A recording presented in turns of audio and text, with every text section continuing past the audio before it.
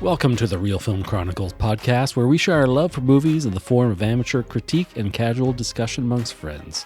We're here today to talk about Eternals, a 2021 entry in the Marvel Cinematic Universe. We're straying off our usual path by keeping things a bit more casual here and limiting the length of our talk to no more than about 30 minutes. The Eternals are a team of ancient aliens who have been living on Earth in secret for thousands of years. When an unexpected tragedy forces them out of the shadows, they are forced to reunite against mankind's most ancient enemy, the Deviants. Yeah, Eternals is directed by Chloé Zhao and introduces an array of uniquely powerful heroes and villains, along with driving the MCU further into the cosmic with celestial super beings and universal level threats. My name is Brian, and together with Nathan, we'll jump headfirst into the heart of the movie with spoilers from the very beginning. Enjoy. So you checked out Eternals last night. Like you sat through, what was it? 2 hours and 40 minutes of this movie. I sat down, watched it a few days ago as well, so it's still kind of fresh. What's your overall impression here? It was okay. It wasn't, I think I appreciated it because it wasn't the standard Marvel fare. It didn't quite fall into the standard Marvel formula that a lot of their later movies have been falling into, like with Far From Home and Black Widow and Shang-Chi, where just felt like these are just like standard Marvel formula, corporate box checking exercises, where the Eternals felt kind of different aesthetic, different pacing. I think it wasn't a great film for me either. Partially because like the first, I guess 2/3 of the film, where it's just like a bunch of people standing around talking about stuff and then having flashbacks together.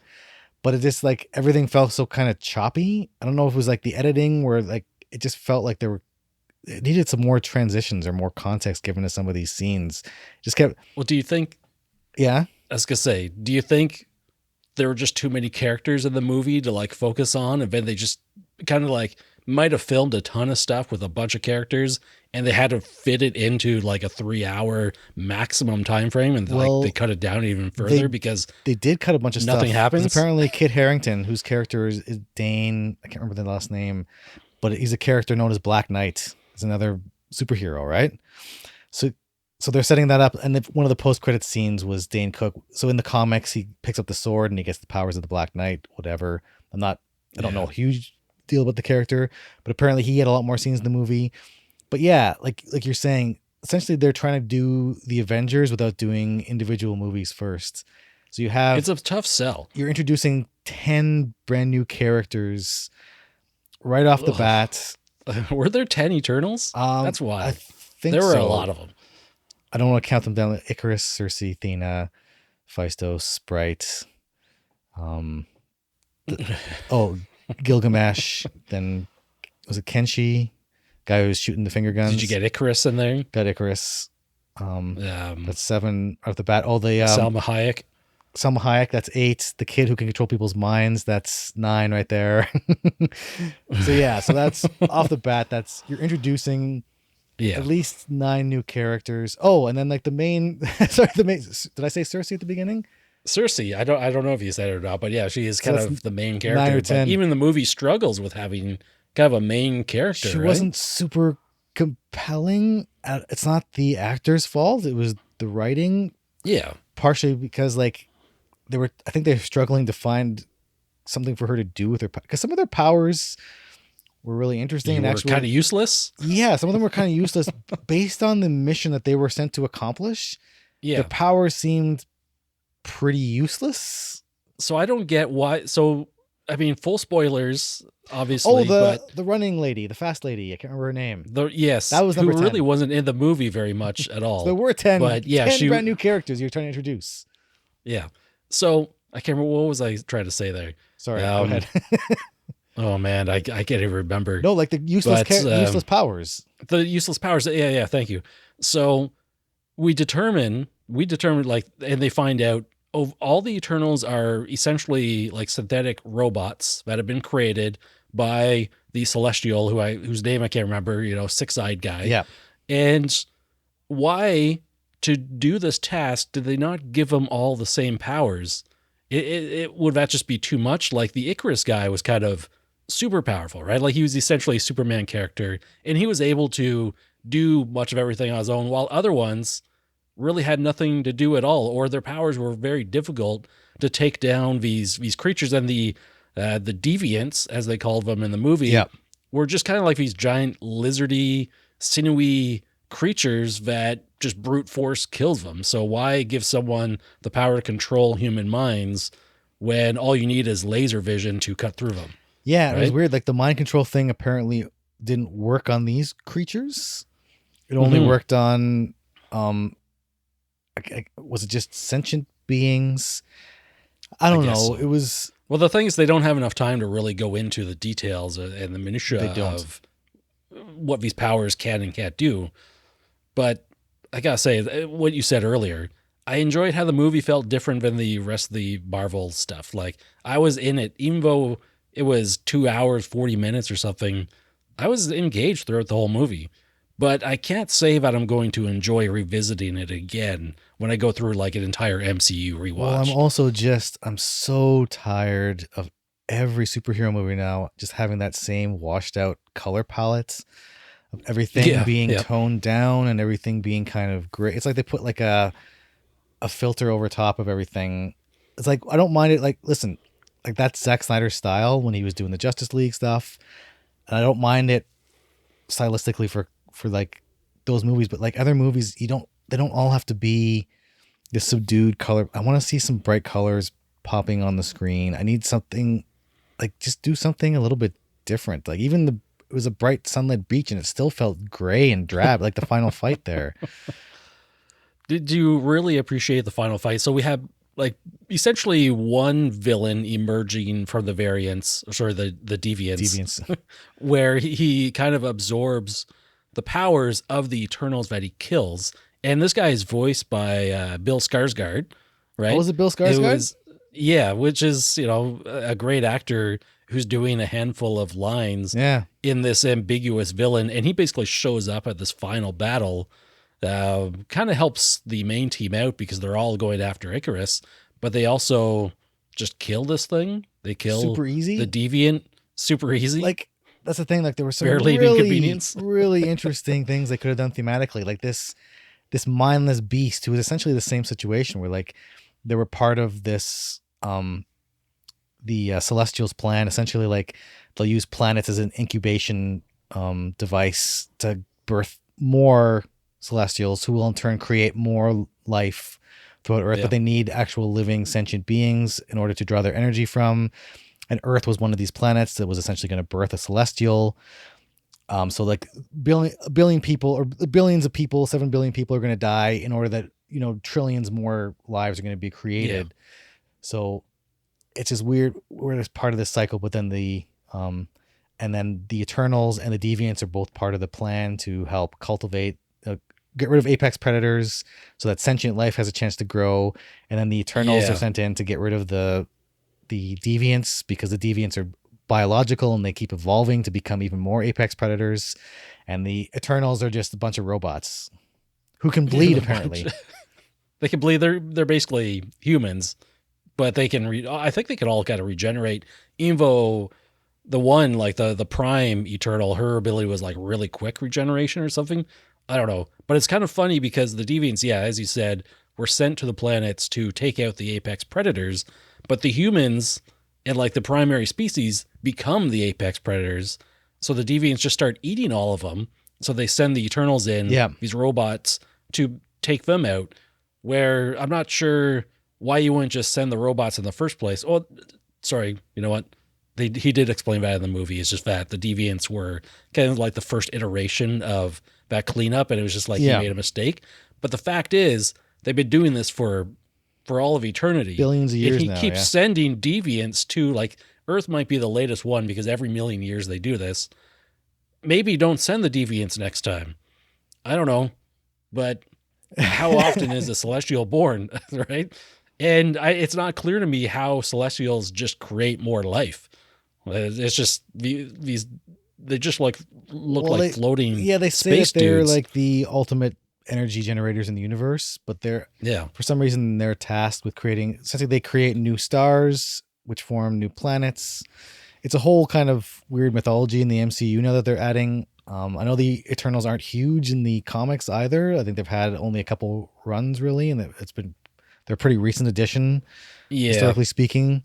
But like the movie overall was just like, yeah, they were trying to explain all this backstory and all this lore, trying to give equal time to building up these characters, which I mean, you just can't. You can't introduce 10, brand new characters and give them the depth they need. And then get all their motivations really clear. They did. I think the director, I can't remember how to pronounce her name. Chloé Zhao? Zhao. Is that how you pronounce the last name? I'm going with that. Chloé Zhao. I mean, she did a good job with the task that she was given, and I think you can see she's one of those directors where you can clearly see the director's own style coming through, just in the way shots are composed.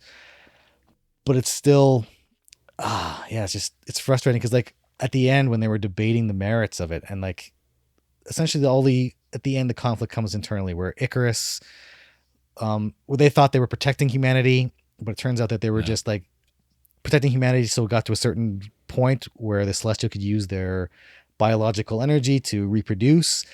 And so they're like, oh, we're going to, Icarus knew this, and so did their leader there, what's her face, Selma Hayek.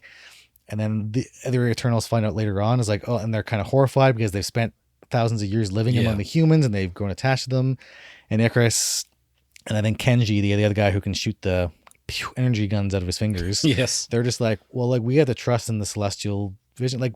Yeah, sure, 7 billion people are going to die, but then it's billions or trillions more are going to be born because of this cycle, right? So it's we're part of the natural cycle. It's that was an interesting concept where it's oh yeah, we're kind of the bad guys. And but then given their explanation, it didn't saving Earth literally didn't make sense because you're sacrificing one planet of sentient beings for the creation of potentially dozens or hundreds of planets full of sentient beings. So right. I don't know. It was I was rooting for Icarus and the Celestials is we're if you look at it pure numbers, the needs of the many outweigh the needs of the few or the one. It's you're actually putting together a count, you're doing a better argument than all the pro Thanos people. It's Thanos was right. People. Well, I like that the movie was a little morally ambiguous like that. You could fall on the side of either one. And the one guy, he's just well, listen, I can't remember his name, but he basically just pieced out for the final act, which was also kind of strange that he just disappeared. But also, you know what? I have some respect there because exactly as he said, he's I'm not going to hurt any of you to like Icarus is, but I don't want any part of this. I want the natural order, this thing that's been going on for all of eternity to continue. He's just my job is this. And he's just we fell too close. We got too close to these humans.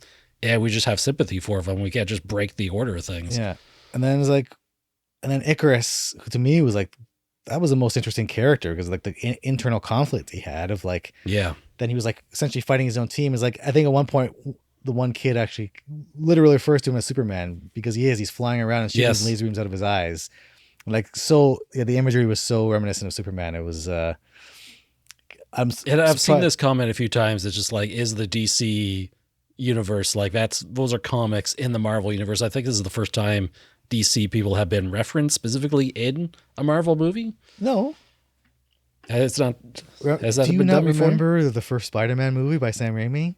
It's Aunt May is talking to Spider-Man. It's you do too much. You're not Superman, Yeah. I was just thinking more along the modern MCU. MCU, yeah. Because I think in the comics, I think it's a little tease at each other. But I think in the DC comics, Marvel comics are a thing, and then Marvel comics, DC comics are comic book characters. They don't actually exist, except for those crossover times that they crossed over and they did actually exist. We'll just ignore those for now, but maybe we'll get a crossover movie at some point. But it was interesting. But then, and Icarus at the end, spoiler alert, flies off into the sun because he was fighting his team, and they had their minds came together, and in order to give what's her face, the leader, the power to change the just like ramped up her power. Yeah, where her massively power so was that like she to could- change one substance into another substance, but she normally couldn't do it on living beings. She could only do it against inanimate objects, but for some reason her amped up power and combining all the powers together, just like in Fantastic Four. Like Rise of the Silver Surfer, I think they did the same thing. But yeah, she's able to turn this sentient being, this emerging celestial, into stone, I think they say. Yeah, she turns him into stone. Eventually has enough leftover power to turn Sprite, who is basically, I don't know how old she is. Well, they're all like 5,000 years old or 7,000 years old, but for some reason, it's like, why build a robot that's a child in a child's body? She's a child, and she's going crazy being a child because she can't. I think they made a reference like she basically has to move every 5 years on the planet on Earth because she can't blend in anymore. It's just you can't explain why this person is is not aging. She's like 12 years old forever. Adult mind in a child's body. She's in love with Icarus, but because she's a child's body, she knows they'll never be together. And they have a nice Pinocchio moment. They basically Cersei uses her last bit of superpower to give her make her a human. And then we got a nice scene where she's like, yeah, got to go to school now. Okay. Yeah. And then some of them but fly off. The celestial appears out of the sky and people on Earth are just like, God damn, we just came back from the Thanos snap. We got another giant guy in the sky. And he takes a bunch of the, because some of the Eternals went off to find the truth about their background and to go to other planets, I think, and find other Eternals. They're going to find other Eternals, to see what's going on out there in other places and break the natural cycle. And if they know it exists, they're going to completely, upset the natural balance for reasons.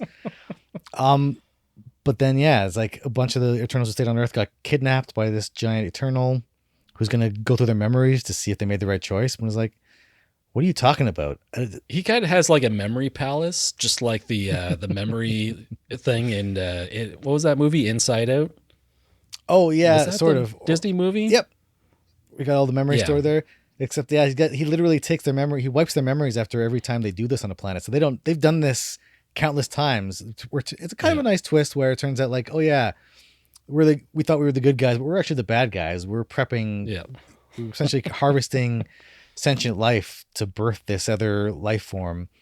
It was interesting moral dilemma, and they touched on it a little bit, but to me that was kind of the meat of the movie. But they only spent like 10 minutes on that, and that should have been like the whole movie of them, like the infighting and it building up to that fight instead of like.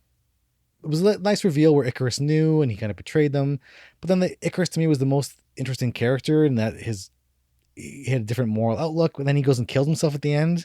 It's like you just got rid of your most interesting character. I don't know. Yeah. Well, maybe there's multiple Icaruses out there. I mean, they are robots. They finally found a way to make Superman interesting, and then they killed him. Yeah. Well, that's the thing. I'm reading stuff, and they basically, I think some executive was just like, there doesn't necessarily have to be an Eternal sequel. It kind of sounds like this was maybe more of a one-off just to introduce more Celestials and like cosmic level heroes and villains out there, I guess.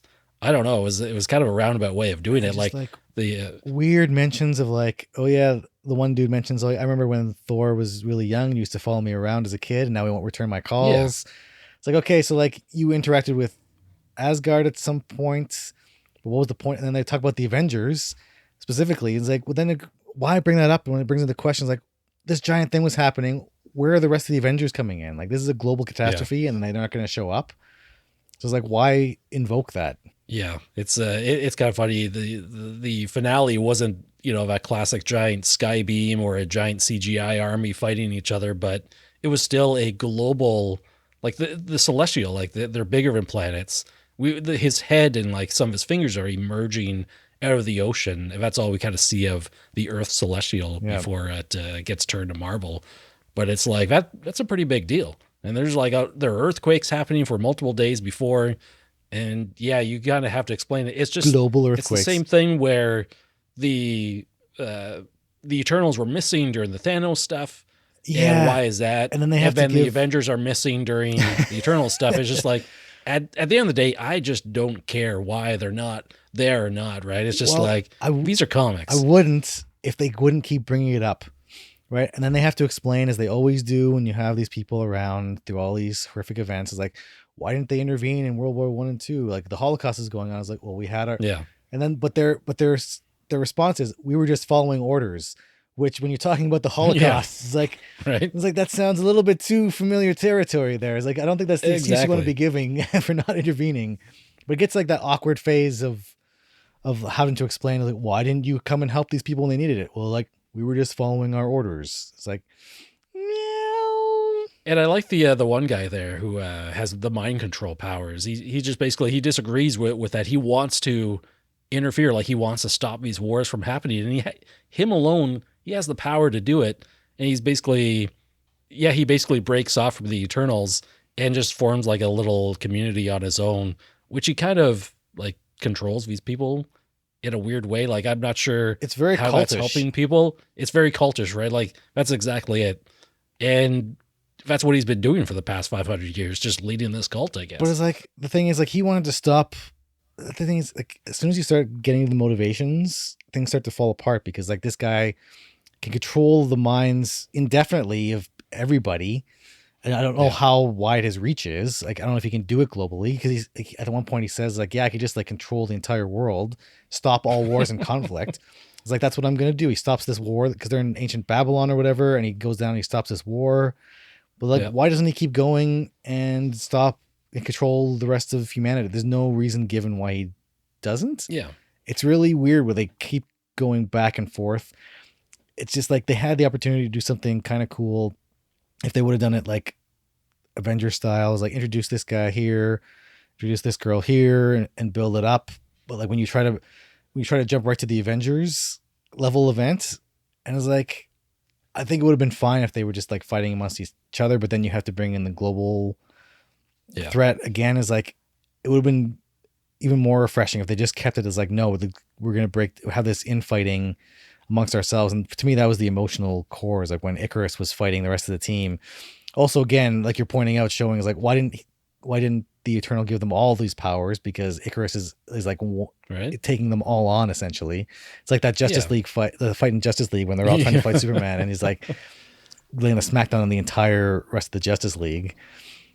Yeah, so like, points for me, it gets an A for effort and trying to do something different, but they were just bogged down by mandates from the corporate level and by trying to shove in 10 movies worth of character development and narrative development into one movie. And I think the director did as good a job as she could, but I don't know. Well, I'm kind of curious if there was some hesitancy because of the failure of the Inhumans a few years ago, where they tried to kind of launch a series with a whole set of new characters with a whole variety of powers, and that just bombed. But here it's like maybe they need to advance the celestial storyline in the MCU. They need to pick up the cosmic stuff. So they go ahead with Eternals one movie instead of like a whole TV series, which I kind of think the Eternals probably would have been better suited as a Disney Plus show, maybe with like 8 or 10 episodes to better flesh out some of these characters. I don't know. But there must have been some hesitancy to even launch something like this based on previous failures. It just seems like the post Endgame MCU movies are just really kind of floundering.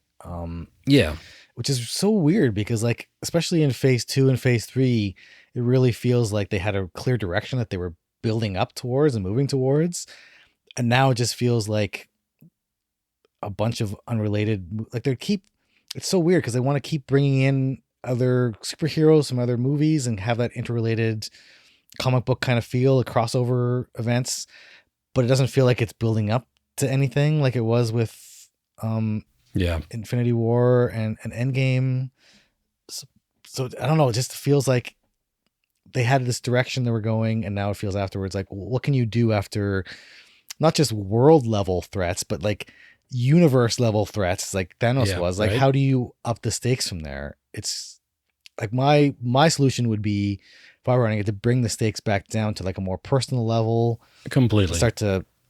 I think Eternal started to get to that point where it's starting to get to like deconstruct the genre almost, which I think Chloé Zhao was talking about in an interview, where it's getting to that point where you're trying to have to, take the genre apart and kind of rebuild it and see, like really get introspective, I think that'd be a lot more interesting. Like in Shang-Chi, if instead of having a big mess of pixels on the screen at the end and some dragon soul sucker is going to end the earth, if they would have made the stakes more personal, where it was just like that intimate fight between Shang-Chi and his father, and make the stakes those personal, smaller stakes about what it means to be, to do the right thing, or what it means to be a hero, and do that kind of story instead of having everything be a global threat. And I think I don't know, that's just me. That's one way to go. But like in terms of narrative development, in terms of constantly upping the stakes, they really, with the whole Thanos storyline, they really just backed themselves into a corner narratively now. Yeah. And that's the problem is that, the Thanos, the Infinity Saga, it was just so good. It was really good. And everything just kind of fit together very well. And now we're kind of aimless. I would prefer to go back to more, exactly as you said, like more personal stories, really scale it back. Like I keep thinking when you're talking about this, the Daredevil Netflix series. Yeah. Where it's kind of like that it's just after the first Avengers, New York, the Skybeam, the big bad stuff is happening. And then we go down to street level and we're dealing with these people who have personal stakes in it. We're dealing with lower scale, like, Kingpin is as big and powerful as he is in the city. Like this guy's small potatoes. He doesn't touch the Avengers threat level, right? Yeah. But this guy has great effect on people, like everyday people and these heroes and their personal relationships. I don't know. I want to see more stuff like that. It is what it is. We're just kind of along for the ride right now. Yeah. I'm hoping that with the next couple of movies, I haven't seen Spider-Man No Way Home yet. I've heard from some people that it's really good. I heard some people gave it 4-star ratings. I don't know who these people are, but So speaking of ratings, what did you end up with Eternals? I've been going back and forth in my head between like a 2.5 to 3 stars. It was, for me, it was a solid movie, but it wasn't anything super special. How about you? I ended up at 3 stars. I could see that going down on rewatches. And I think I've already gotten some flack for giving it 3 stars. There seems to be a lot of hate out for this movie. A lot of people saying it's the worst MCU film so far. I don't know if that's the case. Like, I appreciated that the movie was doing something different and I was engaged throughout the whole thing. I didn't think it was absolutely garbage, but it's not top tier either. I liked it better than Black Widow and Shang-Chi for sure. Like those two films are just so mediocre. Not even mediocre, like subpar, I would say. And this one is at least it felt like the director had a voice and they were trying something different. It didn't work, but at least it took a little bit of a different turn, and I can appreciate that. So it's definitely not the worst Marvel movie. I'll say that. Yeah. And like you said, they're trying something different. I always appreciate that about some DC movies, is that at least they were trying something a bit different with their films. Like they had some different creative influences at play, and it felt different than all the other superhero stuff. Like, because right now the MCU feels like a superhero template, and we got to see different things with that. Yeah. That's a wrap on another episode of the Reel Film Chronicles podcast. Thank you for listening and hanging out with us today. We really appreciate your support and look forward to you joining us for the next episode. We can be found around the internet and social media, with our home base being realfilmchronicles.com, which will have all the links you need to follow and keep in touch with us. If you have a moment, we'd really appreciate if you could leave some feedback, such as a rating on Apple Podcasts or on whatever platform you're listening on. And feel free to send us an email to realfilmchronicles@outlook.com. We love some suggestions, questions, or general comments and would enjoy including them on an upcoming episode. Until next time, take care of yourself and others and keep your film journey going.